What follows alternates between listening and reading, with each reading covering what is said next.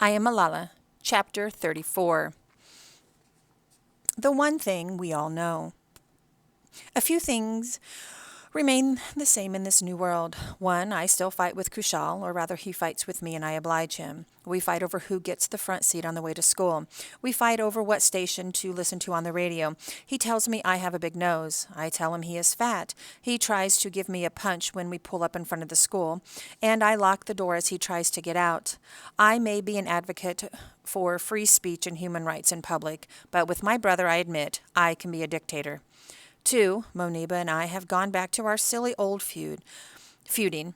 We Skype as often as we can, but we seem to start each chat the same way. Oh, Malala, she says, you've forgotten all about me. And I say, Moniba, you're the one who's forgotten all about me.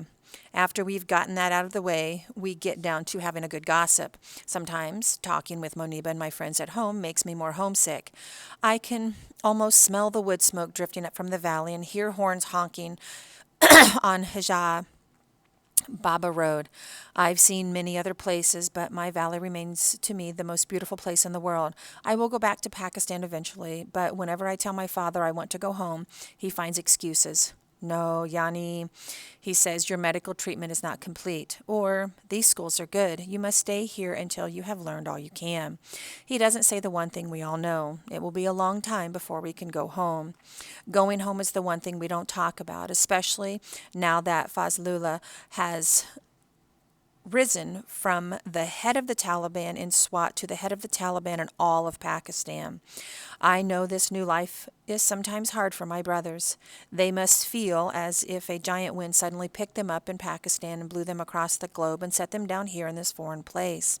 As for Atal, he doesn't understand all the media fuss around me. I don't understand why Malala is famous. He said to my father, what has this girl done? To the world, I may be Malala, the girl who fought for human rights. To my brothers, I am the same old Malala they've been living with and fighting with all these years. I'm just the big sister. My mother, though, sometimes treats me as if I'm the baby, not the oldest. She can be very protective, and sometimes, out of nowhere, she will come over and hug me and cry. I know she is thinking about how she almost lost me. Often I catch sight of her wandering in the garden out back, her head covered by her shawl. She feeds the birds from leftovers she keeps on the windowsill, just as she used to do back home. I'm sure she is thinking of all the hungry children who used to eat breakfast at our house before school in the morning and wondering if anyone is feeding them now.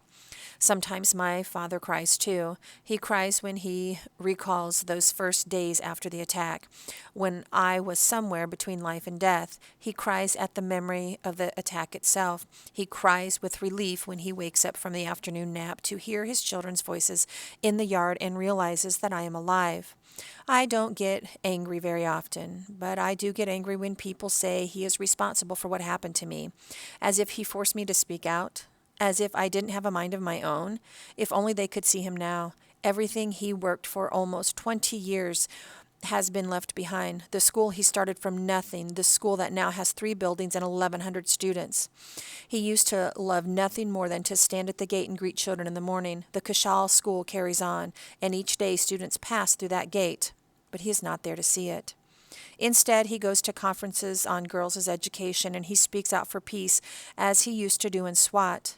I know it's odd for him now that people want to hear from him because of me and not the other way around. Malala used to be known as my daughter, he says, but I am proud to say that I am now known as Malala's father. It's not safe for us to go back to Pakistan, that is true. But one day, when we were homesick, we realized we could bring Pakistan to us. Friends and family could come to visit. And Shazia and Kainat, who both go to college in England, stay with us during holidays. My mother is happier now when she has a house full of guests and extra chairs around the dinner table. As her happiness grows, so does her willingness to try new things. She has begun to learn English. Again, she has also begun appearing in public without her shawl covering her face and has even allowed herself to be photographed. My father, meanwhile, has taken on a new responsibility at home. Recently, I teased him that while he and I are busy speaking about women's rights, my mother is still doing the cooking and cleaning. Now, he cooks every morning. It's the same thing every time, fried eggs. His cooking is full of love. but not so full of flavor. He has done some brave things in the past, starting a school without a coin in his pocket, standing up for women's rights and girls' education, and standing up to the Taliban. But now my brave, proud Pashtun father has taken on the pots and the pans.